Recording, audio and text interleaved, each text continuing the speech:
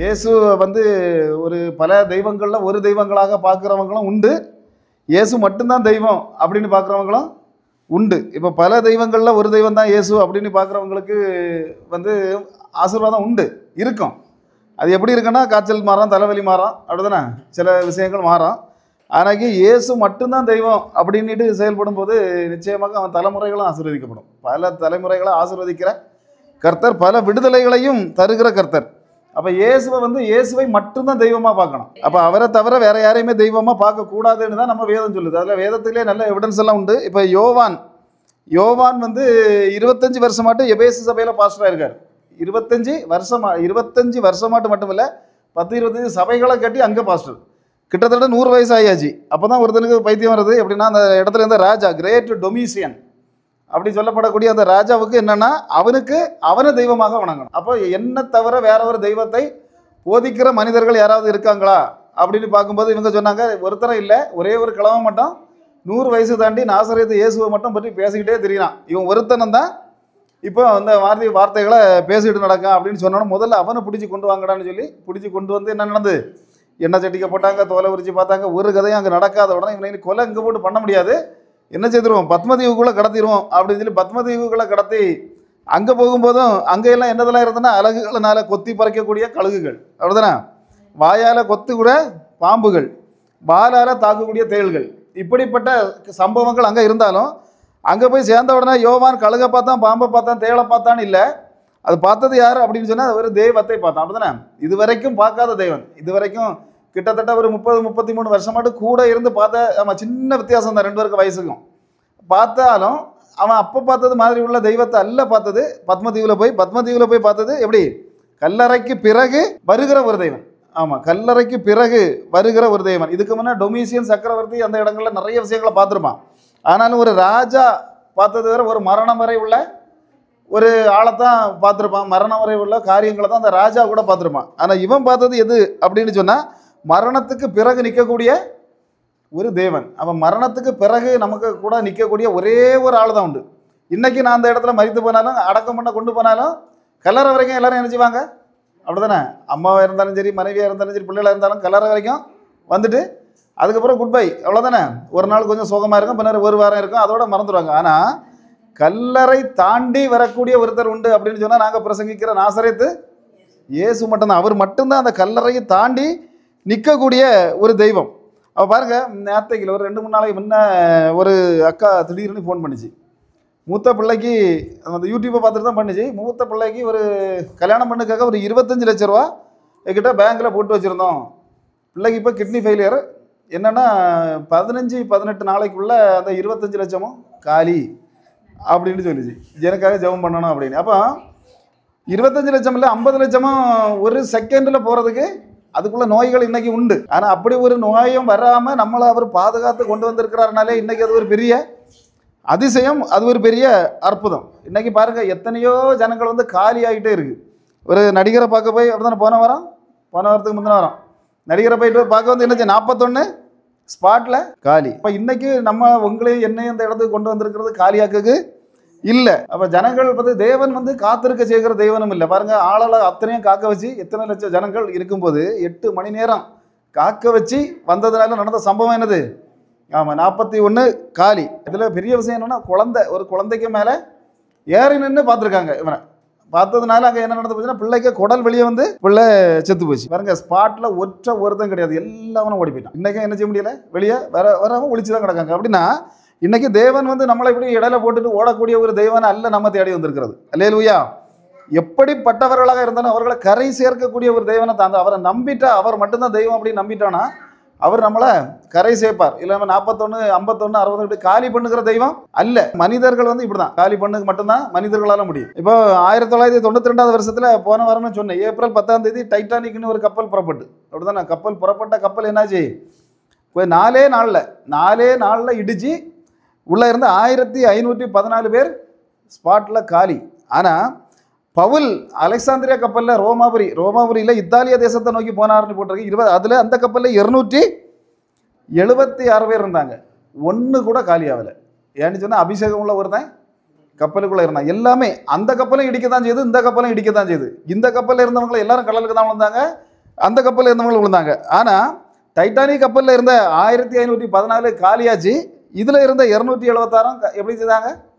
கரை சேர்ந்தார்கள், பத்திரமாக கரை சேர்ந்தார்கள். அப்படின்னு சொன்னால் இன்றைக்கி எத்தனை அடுக்கு பாதுகாப்பு வச்சாலும் சரி, 14 அடுக்கு பாதுகாப்பு வச்சுருந்தாங்களா அந்த டைட்டானிக் கப்பலுக்கு. 14 அடுக்கு, அந்த தண்ணி உள்ளே போகாமல் இருக்குது மட்டும். ஆனாலும் அந்த அலெக்சாந்திரியா கப்பலில் அப்படி ஒரு அடுக்கும் இல்லை, ஒன்றும் இல்லை. ஒளிஞ்சி பலகையெல்லாம் தனித்தனியாக விழுந்த பிறகும் யாரை இவரை காப்பாற்றுன இந்த கூட்டத்தையே காப்பாற்றின ஒரு தெய்வம் உண்டு. அந்த தெய்வத்தை தான் நாம் இன்றைக்கி அதை தான் உருக்கமாக நமக்கு சில சமயத்தில் கஷ்டமாக இருக்கும், பாடுகளாக இருக்கும், வேதனையாக இருக்கும். ஐயோ நம்மளுக்கு இடையில விட்டுட்டு போயிடுவாரோ. ஒரு நாள் என்னதில்லை, அவரை நம்புகிற ஜனங்களை பாதி வழியில் விட்டுட்டு போகிற தெய்வம் அல்ல, நம்ம தேடி வந்திருக்குது. ஒரு வார்த்தை, ஒரு வசனத்தை வாசிக்க போது மத்தேயு 6வது அதிகாரம் 31 32வது வசனம். என்னத்தை உண்போம், என்னத்தை குடிப்போம், என்னத்தை உடுப்போம் என்று கவலைப்படாதீர்கள். இவைகளெல்லாம் அஞ்ஞானிகள் நாடி தேடுகிறார்கள். இவைகளெல்லாம் உங்களுக்கு வேண்டியவைகள் என்று உங்கள் பரமபிதா அறிந்திருக்கிறார். யார் அறிந்திருக்கிறா? டாக்டர் அறிந்திருக்கிறாரு, கம்பவுண்டர் அறிந்திருக்கிறாரு, வில்லேஜ் ஆஃபீஸர் அறிந்திருக்கிறாருன்னு இல்லை, பரமபிதாவுக்கு இதெல்லாம் தெரியும். உங்களுக்கு என்னது வேணுங்கிறது தெளிவாக தெரியும். அதனால அதை அந்த நேரத்தில் சில சமயத்தில் வாரி கொடுத்தாக்கி என்ன ஆகி போயிடும். பிசாசு சொன்னான், இயேசுகிட்டே சொன்னான். எப்படி சொன்னான் அப்படின்னு சொன்னால், எனக்கு பிடித்ததெல்லாம் உமக்கு தருவேன். எப்படி? எனக்கு பிடித்ததெல்லாம் தருவேன். அப்போ பிடிச்சதெல்லாம் வாரி தரது யார் தான்? பிசாசு தான். அப்போ ஒருத்தர் 1000 கோடி 2000 கோடி பேங்க்கில் போட்டுக்கிட்டு இருக்காருன்னதுக்கு காரணம் என்னதுனால? வாரி கொடுக்கறது யார்? அவனுக்கு பிடிச்சதை வாரி என்ன செய்வான்? அவன் கொடுத்துக்கிட்டே இருப்பான். அது யார்கிட்ட சொன்னான்னு சொன்னால் இயேசுகிட்ட தான் சொன்னான். ஆமாம், எனக்கு பிடிச்சதை என்ன செய்திருவேன்? அவ்வளோத்தையும் உமக்கு தரேன். ஏன்னா நீர் ஒரே ஒரு காரியம் மட்டும் தான் செய்யணும். அதனால் அவனை பார்த்து நம்ம ஒரு காரியம் செய்யணும்னா சில சமயத்தில் கிடைக்கும். ஆனால் அந்த 41 காலியாச்சில் இதை மாதிரி காலியாக வேண்டி இருக்கும் சில சமயத்தில். பரமபிதா அறிந்திருக்கிறார். என்னத்தெல்லாம்?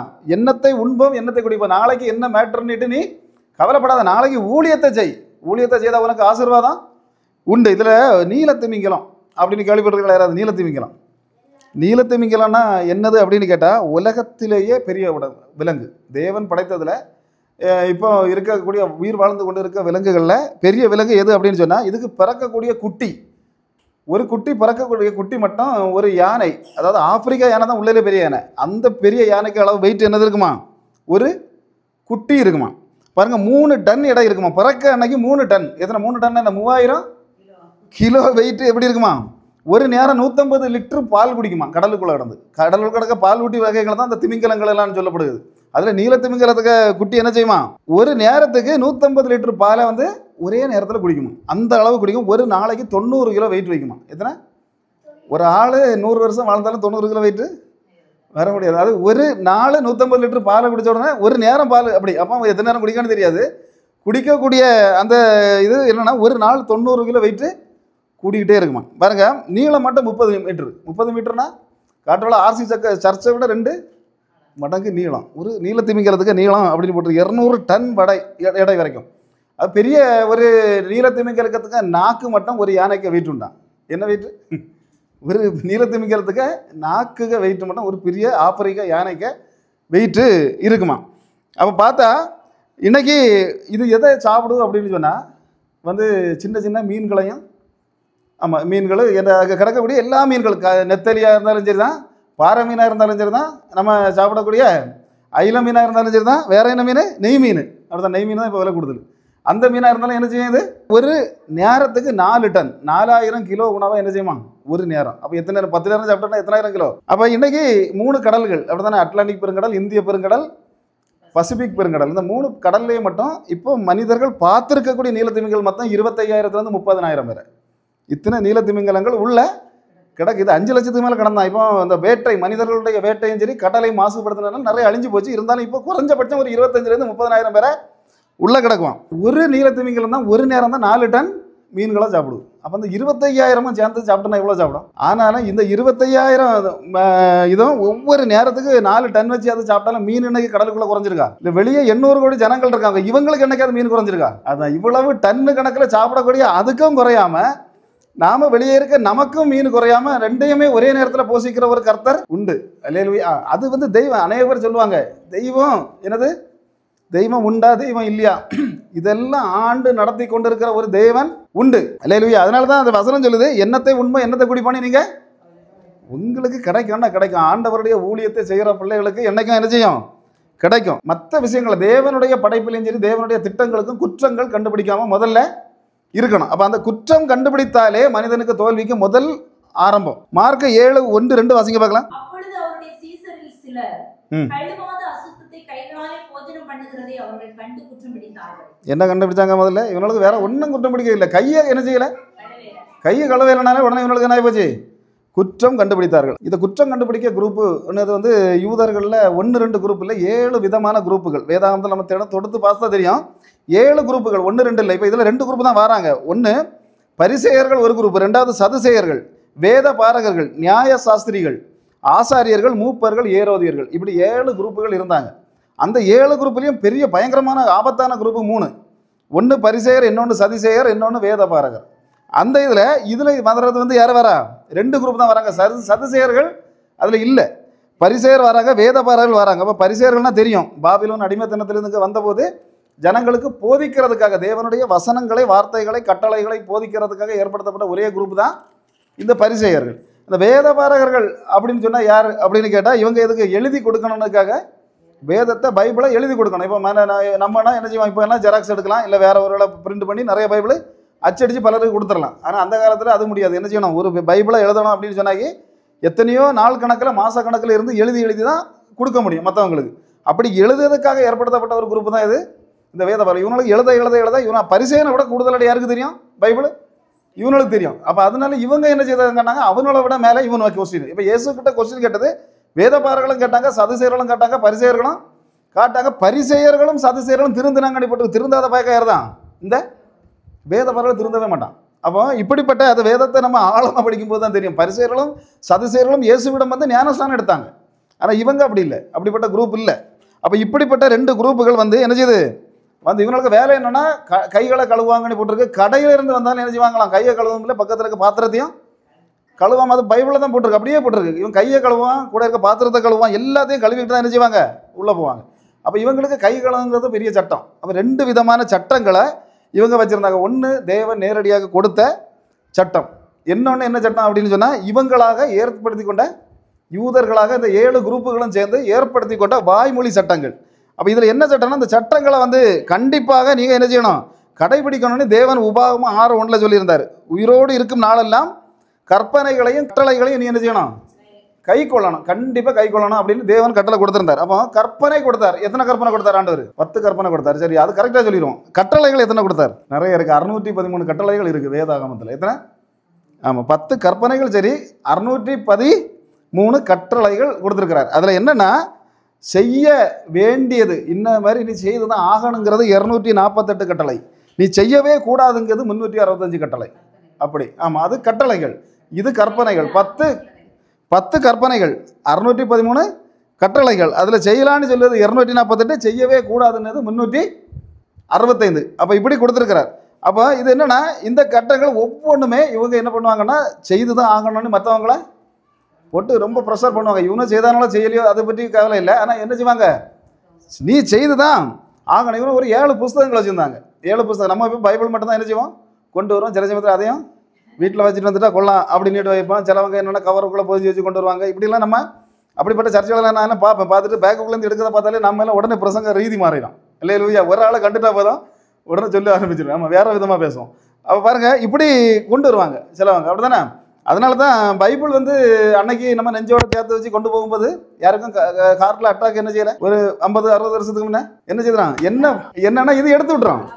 இப்போ இங்கே இருக்க புளோக்கு எல்லாம் இது வந்து எடுத்து விட்டுறோம் இப்படி வைக்கும்போது. இப்போ என்னன்னா கவருக்குள்ளே ஒளிச்சு வச்சு கொண்டு வரோம். அங்கே என்ன ஆகி போச்சு? எடுத்து விடுக்க இடம் இல்லை. இங்கே என்ன செய்யணும்? அங்கே கொண்டு போய் ஆஞ்சியோபிளாஸ்டியா, அந்த மாதிரி எதையாவது செய்ய வேண்டிய சூழ்நிலைக்குள்ளே தள்ளப்படுறோம். அப்போ அதனால் நம்ம ஒன்று தான் கொண்டு போவோம், பைபிள் மட்டும்தான் கொண்டு போவோம். அதையும் கஷ்டப்பட்டு கொண்டு போகிறோம். இப்போவும் அவங்க கையில் 7 விதமான புஸ்தகங்கள், யூதர்கள் கையில் தனாக்குன்னு சொல்லப்படக்கூடிய நம்முடைய பழைய ஏற்பாடு நமக்கு 39, அது அவங்க வந்து சுருக்கி 24 புஸ்தகம் அவங்கள. ஆனால் எல்லாம் உண்டு நம்ம பழைய ஏற்பாடு முழுசு. அதுதான் தனா தோரா அப்படிங்கிறது. மோசே எழுதின முதல் 5 ஆகமங்கள், ஆதி ஆகமம் முதல் உபாகமம் வரை. இந்த 5 ஆகமம் தான் அவங்க சொல்லக்கூடிய தோரா. சித்தூருங்கிறது அவங்க வச்சிருக்கக்கூடிய ஜெப புஸ்தகம். அதுதான் மிட்ராஸ்ன்னு சொல்லப்படக்கூடியது. அதுக்குள்ள விளக்க உரைகள். ககடா என்று சொல்லப்படக்கூடிய பாஸ்கா பண்டிகையை எப்படி கொண்டாடணும், எப்படி கொண்டாடக்கூடாதுன்னு உள்ள விளக்கம் உள்ள புஸ்தகம் வச்சிருக்காங்க. இன்னொன்று வச்சிருக்காங்க என்னன்னா தல்முதுனி வாய்மொழி சட்டங்கள் உள்ள ஒரு புஸ்தகம். இவ்வளவு புஸ்தகத்தையும் வச்சிருக்காங்க. மற்ற 6 புஸ்தகங்கள் இந்த கை கழுவிட்டு தான் நீங்க சாப்பிடணும்னு உள்ள கதை அங்கே கிடையாது. 6 புஸ்தகத்திலும் கிடையாது. இந்த 7வது புஸ்தகம் ஒன்று இருக்கு, தல்முது. இது 2 நேரம் மட்டும் எழுதினாங்க. ஒன்று பாபிலோன் சிறைக்கு முன்னாடி எழுதினாங்க, இன்னொன்று பாபிலோன் சிறைக்க பின்னால. 2 தல்முது உண்டு. இதுல இவங்களாட்டு எழுதி வச்ச விஷயம் என்னது? கை கழுவாம சாப்பிடப்படாது. அப்ப இயேசு கானா ஒரு கல்யாண வீட்டுக்கு போகும்போது அங்கே 6 கரைச்சாடி வச்சிருந்தான். எதுக்கு? ஆமாம், அவருக்கு ரசமாகிட்டு போகிறான்ட்டு இல்லை அங்கே வச்சுருந்தது. அங்கே எதுக்கு வச்சுருந்தாங்கன்னா கையை கழுவிட்டு தான் உள்ளே போனேன். அதனால தான் அவங்க அங்கே வச்சிருந்தாங்க. லூக்கா 11ஆவது அதிகாரத்தில் ஒரு பரிசையம் வந்து இயேசுவை சொன்னாங்க, ஆண்டவரே இயேசுவை நீர் எங்கள் வீட்டில் வந்து நீர் ஒன்று சாப்பிடணும் அப்படின்னா. அப்போ சரி சாப்பிட போகண்டான்னு இவர் என்ன போன போக்கில் ஓடி போய் அதில் முன்ன போயிருந்து டைனிங் டேபிளில் இருந்து அடிக்க தொடங்கிட்டார். அடிக்க தொடங்கினோன்னா இவனுக்கு என்ன ஆகிப்போச்சு, கையை கழுவாமல் இந்த மனுஷன் போயிருந்து இவர் ஒரு யூதரானிட்டு அவனுக்கு டவுட் வந்துட்டு அவன் உடனே அப்படியே ஆச்சரியப்பட்டான் அப்படின்ட்டு லூக்கா 11ஆவது அதிகாரத்தில் இயேசுவை கை கழுவாமல் சாப்பிடாரு. அப்போ இயேசுவே கை கழுவாமல் தான் சாப்பிடாரு. இப்போ சீசர்கள் கை கழுவையில் சொன்னால் அவர் விடுவாரா? இவங்களுக்கு என்ன பிரச்சனை? இப்போ கை கழுவையில் அப்படின்னு சொல்லி பிரச்சனை. அப்போ இந்த பரிசேயர்கள் வந்து இந்த மாதிரிப்பட்ட இதெல்லாம் என்ன செய்வாங்க, கடுமையாட்டு போராடிக்கிட்டே இருப்பாங்க. இப்போவும் ஒரு சின்ன விஷயத்தில் குற்றம் கண்டுபிடிக்கிறவங்க உண்டு. இப்போ மோகன் சேனை ஒரு 10-15 வருஷத்துக்கு முன்னே ஒரு விஷயத்தை சொன்னார். இப்பொழுது தமிழ்நாட்டில் நடந்து கொண்டு இருக்கிற ஆட்சி சரியில்லை, அது ஜெயலலிதா ஆட்சி செய்துட்டு இருக்கும்போது. இதை இப்போ எடுத்து என்ன பண்ணிட்டான், இப்போ ரிலீஸ் பண்ணிட்டான். எப்படி, இப்பொழுது தமிழ்நாட்டில் நடந்து கொண்டு இருக்கிற ஆட்சி சரியில்லை. இப்போ யார் சரியில்லையா, மு.க. ஸ்டாலின் சரியில்லைன்னு கொண்டு போட்டான். இப்போ உலகம் முழுசும் என்ன செய்தாச்சு, இப்போ பிரபல மத போதகர், கிறிஸ்தவ மத போதகர் ஸ்டாலின் அவர்கள் ஆட்சியை குறித்து ஆமாம் இப்படி என்ன செய்வான், நம்மளும் இப்படி தான் ஏதாவது ஒரு இது உண்டுனா, ஏதாவது ஒரு கிளிப்பு உண்டுனா என்ன செய்வான், எடுத்து பைய மதுவா அதுக்கு கூட சேர்த்து வாட்ஸ்அப்லையும் ஃபேஸ்புக்லையும் அங்கேயும் இங்கேயும் அனுப்பி ஃபார்வர்டு பண்ணி மற்றவனா பிடிக்காதவனா இருந்தால் என்ன செய்திருவோம், அவன் நார் அடிச்சிடும். அப்போ அதுபோல் இப்படிப்பட்ட பாரம்பரியம் மட்டும் இது குற்றம் கண்டுபிடிக்கவங்க என்ன ஒரு குரூப் அப்படின்னா பாரம்பரியம் மட்டும் என்ன செய்யும், அந்த பாரம்பரியத்துக்குள்ளே இருந்து வெளியே வராது. இப்போ காலையில் முன்னாடிலாம் நாங்கள் டிரைவிங் படிக்கும் போதெல்லாம் வண்டி என்ன செய்யணும், ஒரு காரோட இப்போ எனக்கு பையன்லாம் காலையில் போய் ஸ்டார்ட் பண்ணுவோம், முன்னால் எடுக்கான்னு நம்ம பார்க்குறது கிடையாது. ஆனால் அந்த காரை முன்னாடியெல்லாம் ஸ்டார்ட் பண்ணோன்னா என்னது, முன்னால் தான் எடுக்கணும். முதல்ல ஃபஸ்ட்டு கியரை போட்டு முன்னால் எடுக்கணும். வண்டியில் யாருனோன்னா ஃபஸ்ட்டு கியரை போட்டு பேக்கில் எடுத்துக்கிட்டு முன்னாடி எடுத்தானே அவனை பிடிச்சி டிரைவர் பிடிச்சி மண்டையில் பிடிச்சி முதலாளி மாதிரி என்ன செய்வாங்க, தட்டிடுவாங்க. ஏன்னா அந்த நாள் முழுசும் என்ன செய்திருமா, பின்னால் போயிட்டு முன்னால் போனால் அந்த நாள் முழுசும் போக்காயிருமா. அதனால அப்போ அந்த காலத்தில் அப்படி. அப்போ இப்போ வந்து பின்ன நம்ம பிள்ளைகள்டெல்லாம் அதெல்லாம் சொல்லிக் கொடுக்காததுனால அவங்க எப்படி ரிவல்ஸ் எடுத்தாலும் சரி, ஃப்ரெண்ட் எடுத்தாலும் சரி, அதை பற்றி ஒரு விஷயம் இல்லை. கல்யாண வீட்டுக்கு இப்போ போனீங்கன்னா தெரியும், பொண்ணு எந்த காலம் வச்சு முன்னே வரணும், வலது காலம் இடது காலம், இடது காலம் எடுத்து முன்னே வச்சுட்டு 2 கிளவி மாதிரி பார்த்து நின்றுட்டு அவனை போதும். அது இன்னைக்கும் தெரியும். அப்படிதானே பிரச்சனை நடக்குமா நடக்காதா, வலது காலம் எடுத்து வச்சு யாரும் முன்னே நிற்பாவ உள்ள நம்ம பார்க்கலாம். பெந்த வீட்டுலையும் நிற்கும் ஆட்கள். பெண்ணு பார்க்க போவாங்க, பெண்ணு பார்க்க போச்சுல முகத்தை பார்க்க மாட்டாங்க. அது தெரியுமா, சில இடங்கள்ல எதை பார்ப்பாங்க தெரியுமா, காலை பார்ப்பாங்க. என்னது, அவளுக்கு காலு அந்த பெருவிரலோட பக்கத்தில் நிற்க விரல் நீண்டு நின்றுனா அவள் குடும்பத்தை சர்வநாசம் பண்ணிடுவாள். பார்த்துக்கிட்டு முதல்ல போன போக்கில் கொடுக்கக்கூடிய பரோட்டாயும் இறச்சியும் வாங்கி நல்லா அடிச்சுக்கிட்டு பாவங்களுக்கு வீட்டில் போய் ஃபோன் பண்ணுவேன்னு சொல்லிட்டு போவான். அப்புறம் என்னக்கா பண்ணுவானா, இன்னைக்கு வரைக்கும் அவன் ஃபோன் பண்ணல. எப்படி, எதனால், பொண்ணுக்கு கால் பெருவிரலோட கட்ட விரல் நீண்டு போச்சு. அவள் பாரம்பரியம். வீட்டுக்குள்ளே பாடியை கொண்டு வரணும்னா எப்படி கொண்டு வருவாங்க, முதல்ல காலு தான் கொண்டு வருவாங்க, தலையை கொண்டு வர மாட்டாங்க. ஏன் கொண்டு வர மாட்டாங்கன்னா வெளியே கொண்டு பாடியை வீட்டில் உள்ளேருந்து கொண்டு போகும்போது காலை தான் கொண்டு போகணுமா. ஏன்னா மணமகள் வீட்டுக்குள்ளே வரச்சில கால் எடுத்து வச்சுன்னா உள்ள வரும். அதுபோல் பாடி வரணும்னாலும் என்ன செய்யணுமா, கால் தான் முதல்ல வரணுமா, கால் தான். அவர் எப்படி உயிரோடு அவர் நடந்து வரார் அப்படின்னு ஒரு ஃபீலிங்கை கொண்டு வரதுக்காக ஒரு பாரம்பரியம். எனக்கு கல்லறை தோட்டத்துலேயும் போய் அடி நடக்கும். எப்படி, மேக்கப் பார்த்து தான் தலையை வைக்கணும், எங்கேயாவது கலக்க பார்த்து வச்சுட்டு அதை திருப்பி தூக்கி மாற்றி போடுறது வரைக்கும் அங்கேயும் பிரச்சனை. பாரம்பரியம் அப்படின்னு சொன்னால் ஆமாம் அதான் சொல்லுங்க, கல்லறை தோட்டத்துக்குள்ளே போய் அங்கே வைக்கலன்னு சொல்லி தூக்கி இறட்டுறது எல்லாம் சர்வசாதாரணமாக என்ன செய்யும் நடக்கும். அப்போ அன்னைக்கு ஆலமலையில் தான் ஒரு பால்காப்பீட்டுக்கு போயிருந்தோம். பால்காப்பீட்டில் என்ன நடந்தது, எல்லாரும் பால் பொங்கி வரச்சில நானும் நினச்சிருந்தேன், முதல்ல ஜெபம் பண்ண சொன்னாங்க, சரி எல்லாம் ஜெபம் பண்ணோம். பால் பொங்கி வரச்சில ஒருவேளை எல்லாரும் கை தொட்ட உலகம் நினச்சோம். ஊழான்னு சொன்னால் கொலை விடுவாங்க, வரல வாய்க்குள்ளே விட்டுக்கிட்டு ஒரே ஊழ கிறிஸ்தவர்கள் தான் ஆலமலையில் வேற எங்கே. அதுபோல் இலைய முடக்க விஷயத்தை பார்த்தீங்கன்னாக்கி நான் எனக்கு இந்த என்ன செய்யாது, இலைய அந்த வீட்டுள்ள போயிட்டு கல்யாண வீடுனா எப்படி முடக்கணுமா. ஆமாம் அவள் இப்போ எல்லாம் அடிக்கடி என்ன செய்வேனா, இவர்கிட்ட நான் தான் இருப்பேன், பிள்ளைகளை இருக்க விட மாட்டேன். ஏன்னா இலை முடக்கு எனக்கு தெரியாது. வரல செத்த வீட்டில் என்ன செய்திருவேன், தூக்கி ஆமாம் அது என்ன வேணும்னுட்டு தூக்கி இப்படி முடக்கிடுவேன். இல்லைன்னா என்ன செய்திருவேன், நமக்கு என்னதான் கண்ட மட்டுக்கு முடக்க. இப்போ என்ன செய்யணும், கொஞ்சம் கவனிப்பேன். பாஸ்டர் மாதிரி யாரையும் இருந்தால் பாஸ்டர் மாதிரி இருந்தால் சம்பிரதாயப்படி தான் முடக்க அவளா இல்லையா அப்படிங்கிறத நம்ம என்ன செய்யுது, இப்போ அப்படியே ஓர கண்ணு போட்டு அப்படி பார்த்துட்டே இருப்போம். ஏன்னா நமக்கு அது எல்லாருமே பார்த்து தான் செய்யாங்க. இல்லையா, ஒருத்தர் கூட நாசரேத்துக்கு இந்த வாரம் தான் போயிட்டு வந்தோம், அவர் இறந்து 1 வருஷம் ஆயிட்டு. ஒரு ஆளாவது இலையை மடக்கி அடக்குவாங்களான்னு பார்த்தா ஒரு ஆள் கூட என்ன செய்யலை. அப்படியே கரெக்டாக அப்படியே இங்கேருந்து அங்கேயும் மடக்கி வச்சுட்டு போகிறாங்க. அப்போ என்னென்னா அந்த பாரம்பரியத்தை நம்ம யாராக இருந்தாலும் என்ன செய்ய முடியலை, விட முடியலை. ஒருத்தரை விட்டு ஒருத்தர் என்ன செய்வாங்க. அப்போ இதே மாதிரி உள்ள ஒரு பாரம்பரியம் தான் என்னது, பரிசேயர்களுடைய பாரம்பரியம். என்னது, கை கழுவாமல் நீங்கள் என்ன செய்யக்கூடாது, உள்ளே போகக்கூடாது. இப்படிங்கிற பாரம்பரியங்களை யார் வச்சுருந்தா, இந்த பரிசேயர்கள் வச்சுருந்தாங்க. பாரம்பரியத்தை விட முடியாத ஆள் யார் இருந்தா அப்படின்னு சொன்னால் பைபிள் எடுத்து பார்க்கும்போது முதல்ல சவுல் அவனுக்கு பாரம்பரியத்தை என்ன செய்ய முடியலை, விடுவதுக்கு முடியலை. அப்போ சவுல் யார் அப்படின்னு கேட்டால் இஸ்ரவேல் ராஜ்யத்தின் முதல் ராஜா, பென்யாமின் கோத்திரத்தை சார்ந்தவன், 40 வருஷமாக ஆட்சி பொறுப்பில் இருந்தவன். அப்போ பார்த்தா இவன் ஆதியாகமம் 49:10 நம்ம எடுத்து வாசிக்கும்போது அந்த யாக்கோபு வந்து ஒரு தீர்க்க தரிசனம் சொல்கிறாரு. என்ன தீர்க்க தரிசனம்? ஆதியாகமம் 49:10 யாருக்கு ஆட்சி போகாது, யூதாவின் செங்கோல் போவாதுன்னு தான் தீர்க்க தரிசனம். ஆனால் இங்கே வந்த ஆள் வாரது யார்? பென்யாமின் கோத்திரத்தை சார்ந்தவன் வர்றான். அப்போ எதுக்குனால அப்படி வந்தான் அப்படின்னு கேட்டாக்கி எங்களுக்கு என்ன செய்யணும், நான் ராஜா உடனடியாக ஸ்பாட்டில் இப்போ நினச்ச நேரத்தில் எங்களுக்கு என்ன வேணும், ராஜா வேணும்னு இஸ்ரவேல்காரங்க. ஏன்னா மற்ற நாடுகளில் பார்க்குறாங்க, அவன் அந்த ராஜா அந்த நாட்டை போய் அடிக்கிறான், அந்த ராஜா அந்த நாட்டை போய் அடிக்கிறான், அங்கேருந்து கொள்ளை அடிக்கிறான், அங்கேருந்து கொள்ளை அடிக்கிறான். அப்போ நமக்கும் இந்த மாதிரி கொள்ளை அடிக்க யாராவது ஒரு ராஜா இருந்தால் நல்லதாக இருக்கும் அப்படின்னு சொல்லி அந்த தெய்வனை, உண்மையான தெய்வனை ராஜாவாக மறந்து இவங்க என்ன செய்தாங்க அப்படின்னா எங்களுக்கு ராஜா வேணும்னு கேட்டாங்க. அப்போ ஸ்பாட்டில் என்ன செய்யலை, யூதா கோத்திரத்தில் உள்ள ராஜா எழும்பி வர்றதுக்கு முன்னாடி பென்யாமின் கோத்திரத்திலேருந்து ஒரு ராஜாவை எடுத்து கொடுக்க வேண்டிய ஒரு சூழ்நிலை யாருக்கு வந்தது? தேவனுக்கு வந்தது. அப்போ சொல்லியாச்சு, சாமுவேலை கொண்டு என்ன செய்தார், அவனை அபிஷேகம் பண்ணார். ஆனால் அபிஷேகம் பண்ணும்போது ரொம்ப தாழ்மையாக நடந்து கொண்டான்னு போட்டுருக்கான். முதல்ல சவுல் சொன்ன வார்த்தை என்னென்னா, நான் சின்ன கோத்திரம். என்ன கோத்திரம்? சின்ன கோத்திரம், எனக்கு பலம் கிடையாது, நான் என் குடும்பம் அற்பமானது, நான் எப்படி ராஜாவாக இருப்பேன் அப்படின்னு ஒரு வார்த்தை கேட்குறான். அது 1 சாமுவேல் 9:21 போட்டிருக்கு. அப்படி கேட்டது மட்டும் இல்லை, ஒளிந்திருந்தான்னு போடுறது. இவன் அவனை ஆட்சி பொறுப்புக்கு கொண்டு வரும்போது இவன் ஒளிந்து தான் இருந்திருக்கான். அப்போ அந்த மாதிரி தாழ்மையாக இருந்தவன் தான் கடைசியில் என்ன ஆகிப்போச்சு, இவனுடைய புத்தி மாறாட்டம் வந்தது. அப்போ ஏற்கனவே நம்ம இந்த ஹிட்லருக்கு இதை எடுத்து பார்த்தோன்னா தெரியும், இவனும் இதே போல தான். அந்த ஹிட்லரை தெரியுமா? ஹிட்லருங்கிறவன் 60 லட்சம் யூதர்களை என்ன செய்தான், ஒரே நாளில் கொலை பண்ணின ஒரு சர்வாதிகார தான் இந்த ஹிட்லரும் அப்படி தான். முதல்ல ஒன்றுமே கிடையாது இவன் வந்து ஓவியராக, அதாவது ஒரு பெயிண்டராக தான் தன்னுடைய வாழ்க்கையை தொடங்கினான். ஆனால் என்ன செய்தான் அப்படின்னு சொன்னால், முதல் உலகப் போரில் 1914 18 வரைக்கும் நடந்த இந்த போரில் வந்து இவனுடைய நாடான ஜெர்மனி நாடு தோல்வி அடைஞ்சாச்சு. அதுக்கப்புறம் நாசிச கட்சின்னு ஒரு கட்சியை ஆரம்பித்த இந்த ஹிட்லரு அங்கே கட்சி ஆரம்பித்து இவன் பண்ணும்போது அங்கே என்ன நடந்துருந்ததுன்னா, அந்த இடத்துல ஜெர்மனியில் யூதர்கள் வந்து ஒரு 5 லட்சம் பேர் இருக்காங்க. இந்த 5 லட்சம் பேரும் பெரிய பெரிய வேலைகள், பேங்க் வேலை, படிப்பு, வாத்தியாராக இருந்தாலும் சரி, டீச்சராக இருந்தாலும் சரி, யார் தான் இருப்பா? யூதர்கள் தான் இருப்பாங்க ஜெர்மனியில். அப்போ இதனால இவனுக்கு வெப்ராணம் வந்து இவன் என்ன செய்தான்னா, இந்த யூதர்களை முதல்ல ஒழிச்சு கட்டினா தான் நம்ம இந்த உலகத்தில் முன்னேற முடியும்னு ஒரு வந்து பாருங்க. அடுத்த 2வது உலகப் போரில் 5 நாடுகளில் தங்கியிருந்த 60 லட்சம் யூதர்கள் என்ன செய்தான், கொலை செய்தான்.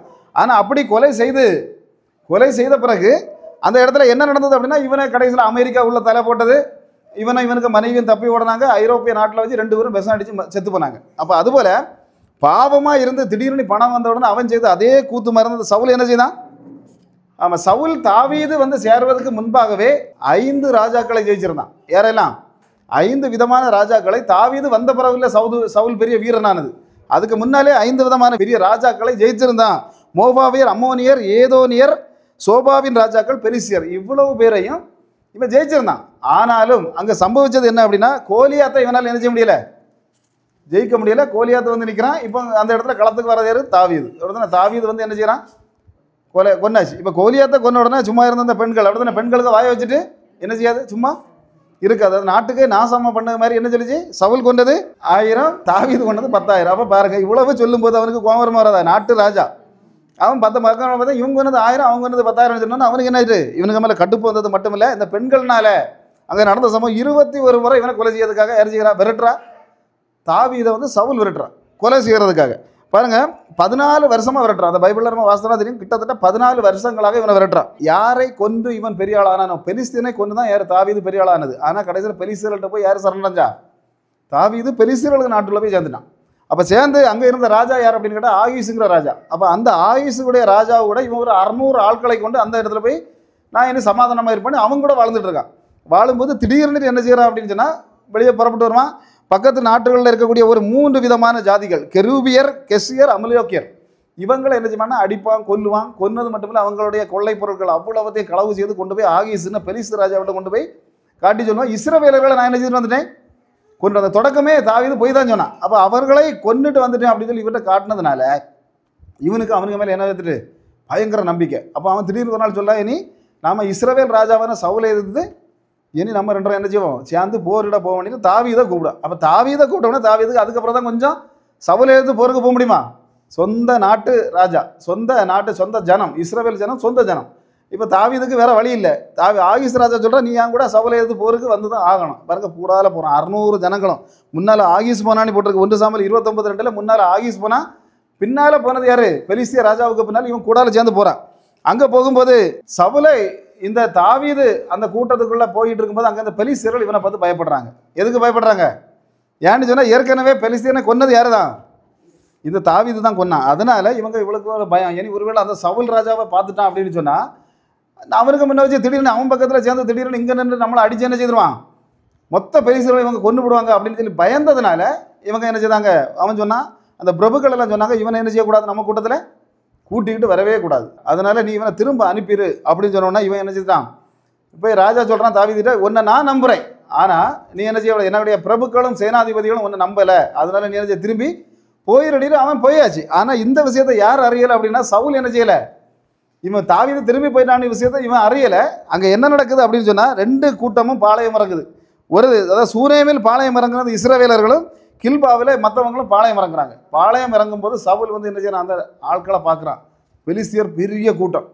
இப்போ இவ்வளவு பெரிய கூட்டத்தை நம்ம என்ன செய்ய முடியாது, ஜெயிக்க முடியாது, ஏன்னா தாவீது கூட நம்ம கூட இல்லை. இதனால இவனுக்கு என்ன செய்தான்னா முதல்ல தேவனிடம் போனான். தேவன்கிட்ட போய் என்ன கேட்டான், ஆண்டவரே நான் இந்த போரில் இவங்கள்ட்ட ஜெயிப்பனா அப்படின்னு கேட்கும்போது ஆண்டவர் அந்த 1 சாமுவேல் 28:6 போட்டிருக்கு, சொப்பனங்களினாலும் ஊரீமினாலும் தீர்க்க தரிசனங்களினாலும் தேவன் என்ன செய்யல, பதில் இவனுக்கு கொடுக்கவில்லை. அப்போ தெரியும் தீர்க்க தரிசனம்னா என்னன்னு தெரியும், அப்படி தானே, சொப்பனம்னா என்னன்னு தெரியும். ஆனால் அந்த ஊரீம் ஒன்று போட்டிருக்கு, என்னத்தினால ஊரீமினாலும் பதில் சொல்லவில்லை. அப்போ ஊரீம்னா என்னது அப்படின்னு கேட்டால் அந்த ஆசாரியர்களுடைய ட்ரெஸ்ஸில் இருக்கக்கூடிய அந்த ஏபோத்துன்னு சொல்லக்கூடிய இடத்துல இருக்கக்கூடிய 2 ஊரீமுங்கிறது பச்சை லைட்டு, தும்மிமுங்கிறது சிவப்பு லைட்டு. அப்போ பச்சை லைட் எரிஞ்சால் நீ போடா ஒன்றும் பிரச்சனை இல்லைன்னு அர்த்தம், சிவப்பு லைட் எரிஞ்சால் நீ போகக்கூடாது அப்படின்னு அர்த்தம். அப்போ அதில் பார்த்தா என்ன நடக்குதுன்னா தேவன் என்ன செய்யலை, 2 லைட்டையும் எரியவும் வைக்கல, இவனுக்கு ஒரு பதிலும் கொடுக்கல. இவன் அடுத்தது என்ன திட்டம் போட்டான் அப்படின்னு நம்ம உடனே என்ன செய்வோம், அடுத்தது என்ன திட்டம் போடுவோம், இனி இது இல்லைன்னா அடுத்தது குறி கேட்க ஆளுகிட்ட போகலாம். இப்போ என்னங்க போகிறான் அப்படின்னு சொன்னால் அடுத்த ஆளாட்டு குறி கேட்க ஆளுகிட்ட போய் குறி கேட்க ஆளை தேடுறான். தேடும்போது அங்கே யார் இருக்கா, ஒரு பெண்ணு, ஆமாம் குறி சொல்லக்கூடியவா ஒருத்தி இருக்கா. அப்போ அவளை பார்க்க அஞ்சானம் பார்க்குற சரி, ஏற்கனவே இவன் தான் இவளெல்லாம் விரட்டி ஊரை விட்டு அடித்த ஆள், திரும்ப என்ன வேஷம் மாதிரி அங்கே போகிறான். அங்கே போனோன்னு அவள் கண்டு கேட்குறா, உனக்கு என்ன வேணும். அப்போ இவன் சொல்கிறான், எனக்கு என்ன வேணும், சாமுவேலை எழுப்பி தரணும். அப்போ சாமுவேலை எழுப்பி தரணும்னு இப்போ சொல்கிறா, நீ ஏற்கனவே இந்த மாதிரிப்பட்ட வேலையை செய்யாத, ராஜா அறிஞ்சா கொன்னே போடுவான் அப்படின்னு சொன்னாலும் இவன் சொல்கிறான், இல்லை ராஜா எல்லாம் நான் தான் அப்படின்னு சொல்லி சொன்னதுனால அவள் தைரியமாக என்ன செய்யா, எழுப்பி விடா. எழுப்பி விடன்னு ஒரு வார்த்தை கேட்குறா, எழும்பி வாரது எப்படிப்பட்டவராக இருக்கிறான்னு சவுல் கேட்குறான். அப்போ அவள் ஒரு பதில் சொல்ல, துப்பட்டி அணிந்தவராக ஒரு வயதான மனிதர் எழும்பி வருகிறார். அப்போ சாமுவேல் என்ன செய்கிறாரு, உயிரோட எழும்பி வந்தது மாதிரி அங்கே காட்டப்படுகிறது. எழும்பி வந்த ஆள் ஒரு வார்த்தை சொல்றாரு, என்ன அப்படின்னு சொன்னா 1 சாமுவேல் 28:19 வாசிக்க பார்க்கலாம். பெலிஸ்தியரின்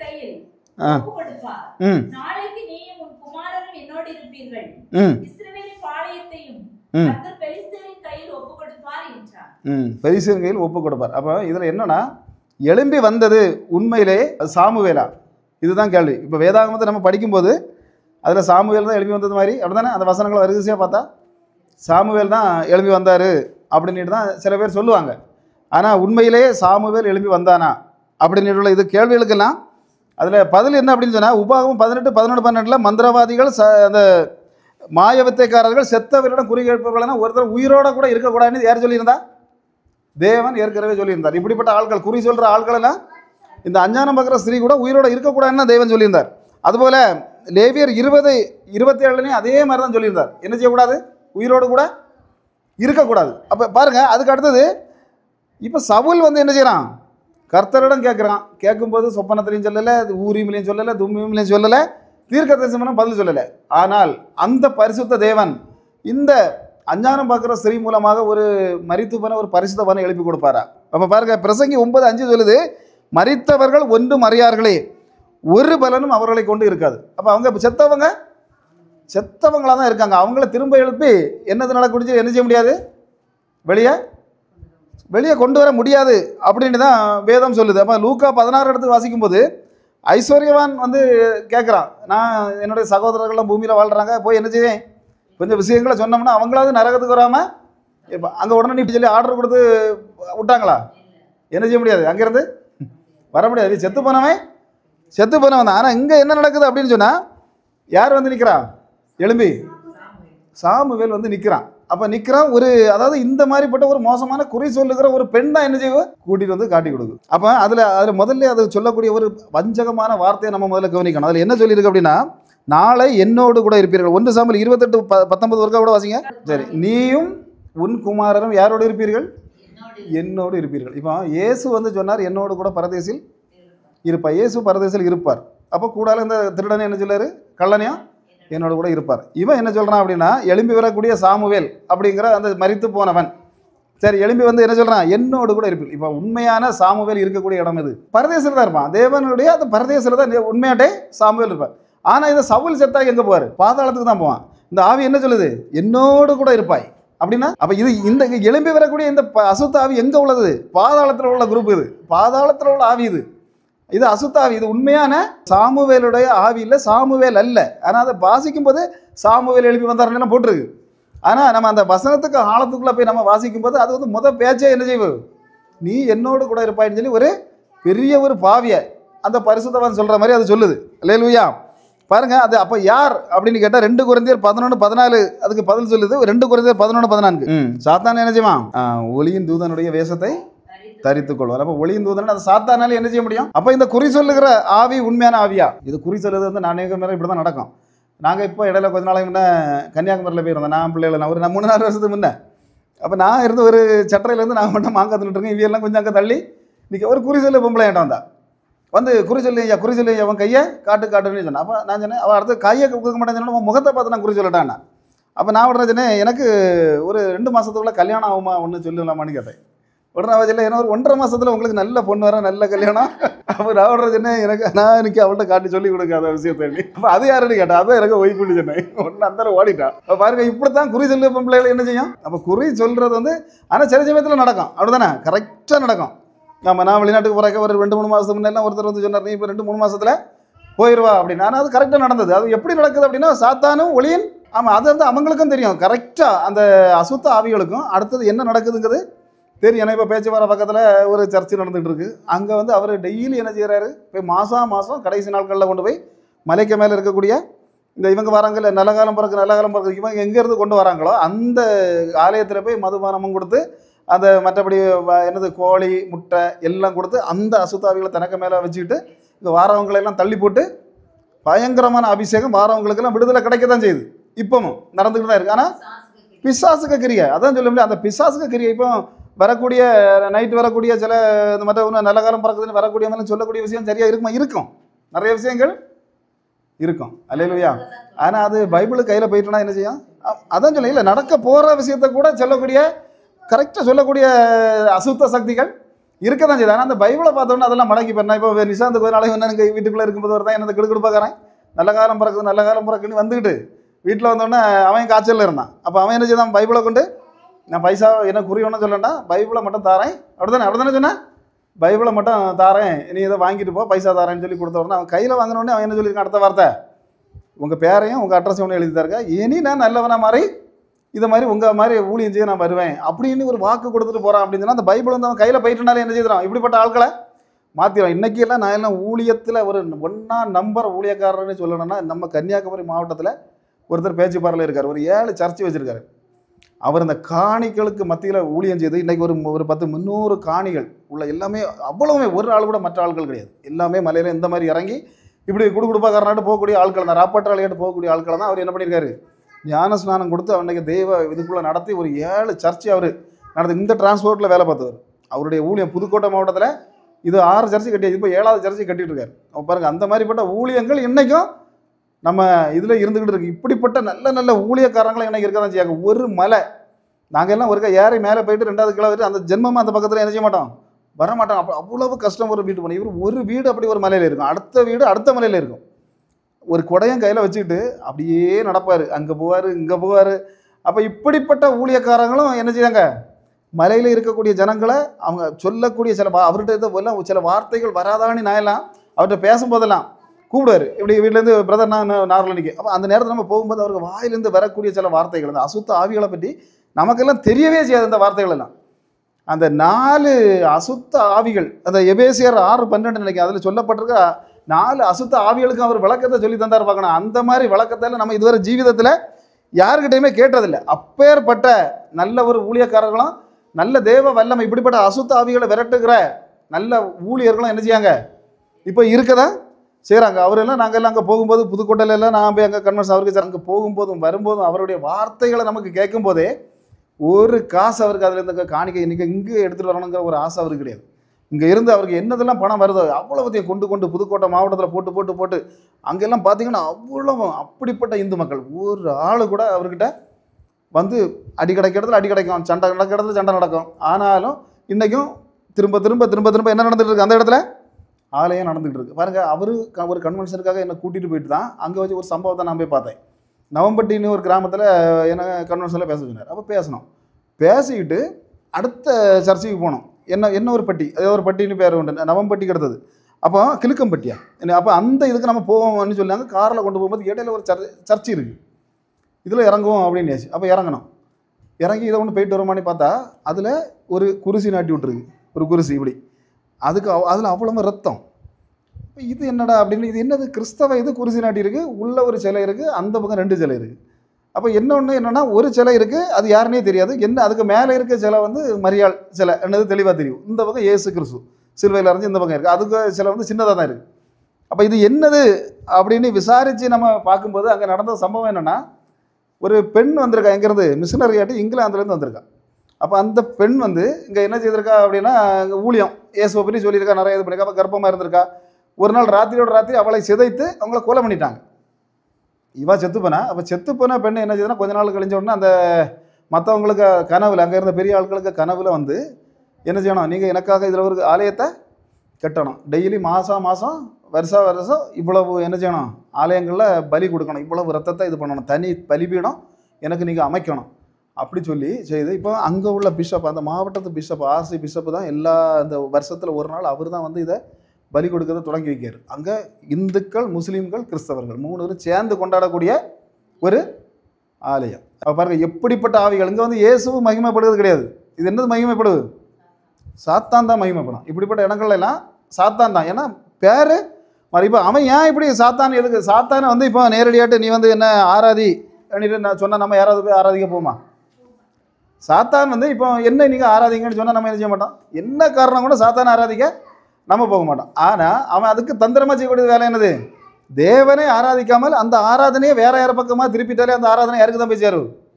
ஒன்றிலே ஆண்டவருக்கு போவோம், இல்லைன்னா பிசாசுக்கு போவோம். வேற இடையில இருக்க யாருக்கும் அந்த ஆராதனை போகாது. அதனால அந்த தேவனை என்ன செய்யக்கூடாது, தேவனுக்கு வழியில் போகிட்டு இருக்கதை அப்படியே மாற்றி இங்கே போனாக்கி என்ன நடக்கும், அந்த மலையில் போனால் ஆசீர்வாதம் நடக்கும், இங்கே போனால் நடக்கும், இந்த மலையை 10 நேரம் சுத்தினாக்கி உனக்கு ஆசீர்வாதம் கிடைக்கும். அப்போ இப்படிப்பட்ட காரியங்களை செய்து அங்கேயும் என்ன நடக்கும், அற்புத அடையாளங்கள் நடக்கும். நடப்பிக்கிறதெல்லாம் யார் அப்படின்னு கேட்டால் யார் தான் நடப்பிக்கிறது?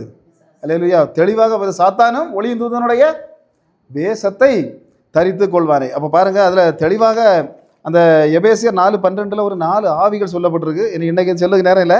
4 ஆவிகள், அது என்ன ஆவிகள்னு வாசிங்க. 4 விதத்தில் போராட்டம். எதெல்லாம் 4 விதமான ஆவிகளை சொல்லியிருக்கு. இதுதான் இந்த ஒவ்வொரு 4 ஆவியும். அடுத்த வாரத்தில் நம்ம தொடக்கமே முதல்ல துரைத்தனத்தின் ஆவின்னா என்னது, அல்லேலூயா, அதில் இருந்து விடுபடுது எப்படி. அடுத்தது அதிகாரத்தின் ஆவினா என்னது, அதிலிருந்து விடுபடுது எப்படி. 3வது என்னன்னு சொல்லு, பிரபஞ்சத்தின் அந்தகார லோகாதிபதியின் ஆவி. அது இயேசுவை கொண்டு போன ஆவி. அதுதான் இயேசுவை கொண்டு போய் என்னது மலையிலேருந்து சாடுன்னு சொன்ன ஆவி. அதுதான் இந்த பிரபஞ்சத்தின் அந்தகார லோகாதிபதியின் ஆவி. அப்புறம் இந்த ஆவி. அதுக்கு அடுத்தது வானமண்டலத்தில் போராடுகிற ஆவி. ஒரு மனிதன் தேவன் பக்கத்தில் நெருங்கணும் அப்படின்னு சொன்னால் இந்த 4 ஆவிகளையும் அவன் ஜெயிக்கணும். இல்லைன்னு சொன்னால் அவன் என்ன காரணத்தை கொண்டும் தேவன் பக்கத்தில் நெருங்க முடியாது. அல்லேலூயா. ஏதாவது ஒரு விஷயத்தில் அவன் பின்தங்கி தான் இருக்க முடியும். இந்த 4 ஆவிகளையும் அவன் ஜெயிச்சா மட்டும்தான் என்ன செய்ய முடியும், தேவன் பக்கத்தில் நெருங்க முடியும். இந்த ஆவிகள் நிச்சயமாக அவரை நெருங்க விடாமல் அது அலைமோதிட்டு தான் இருக்கும். அப்போ 4 விதமான ஆவிகள், துரைத்தனத்தின் ஆவி, அதிகாரத்தின் ஆவி, பிரபஞ்சத்தின் அந்தகார லோகாதிபதிகளின் ஆவி, வானமண்டலங்களின் ஆவி. அப்போ இந்த ஆவிகளிடமிருந்து நம்ம விடுதலை பெறுவது எப்படி? அல்லேலூயா. அடுத்த வாரத்தில் நம்ம அந்த விஷயங்களை குறித்து நம்ம பார்ப்போம். ஆமென். கர்த்தர் தாமே இந்த வார்த்தைகளை ஆசீர்வதிப்பாராக.